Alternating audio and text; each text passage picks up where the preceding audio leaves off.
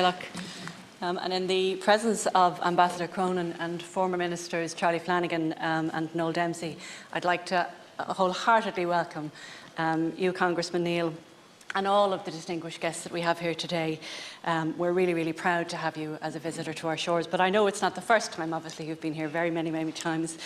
I think protecting the peace on our island is such an important issue to all of us, but not least of which to you, and I think we can very easily say that you are a true friend of Ireland, so thank you for your time here today.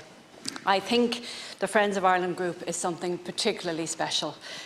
Because it's a bipartisan group of both members of the Democrats and the Republicans, I think you've clearly all, and your forerunners, have really demonstrated your love for Ireland. You've demonstrated your commitment to maintaining the peace and indeed the prosperity that we have enjoyed on this island. And I think that's really, really important. As Gerlach has mentioned earlier on, the Friends of the Group was founded by Senator Ted Kennedy, Senator Daniel Moynihan and Speaker Tip O'Neill, and they all famously played their part from Washington in crafting the peace accords that led not only to the Anglo-Irish Agreement, but also to the Good Friday Agreement. And I can't tell you how important it is that you say today that the Good Friday Agreement belongs to America too. It doesn't just belong to us, so thank you for that. Because we know how important and how monumental the Good Friday Agreement is and was in ending violence and bringing about lasting peace, and ultimately in providing hope to our younger generations that the society that they would grow up in, that they would raise their families in, would be a one that's much better than heretofore. And colleagues, I think we're all very familiar now with Lisa McGee's enormously successful Dairy Girls, which I also believe has made its way across the pond, which is great. The final episode only aired last week, and it focused on the referendum and the Good Friday Agreement. And we know that peace now enjoyed in Northern Ireland was fought hard for, and it wasn't easily won.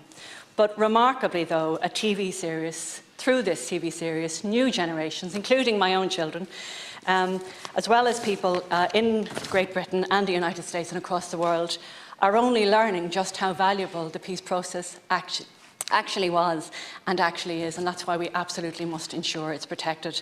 The importance of defending that peace, as well as the institutions in Northern Ireland, can never be overstated. So we must all ensure that neither it nor the protocol preserves its progress, are undermined or discarded.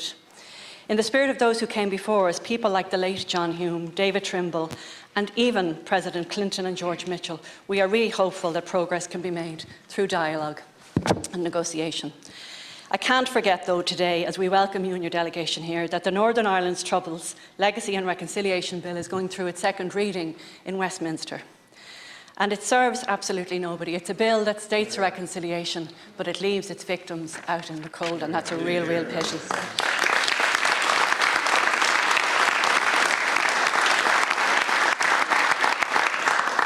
But Congressman, neither you nor your colleagues are strangers to these sentiments. You know what's at stake, and you know from your experience what must be done. And that's why you're here, a well and truly friend of Ireland. And once again, on behalf of this House and all of my colleagues, I really, really thank you for a lifetime of commitment to your former home, and you'll always be welcome. Thank you.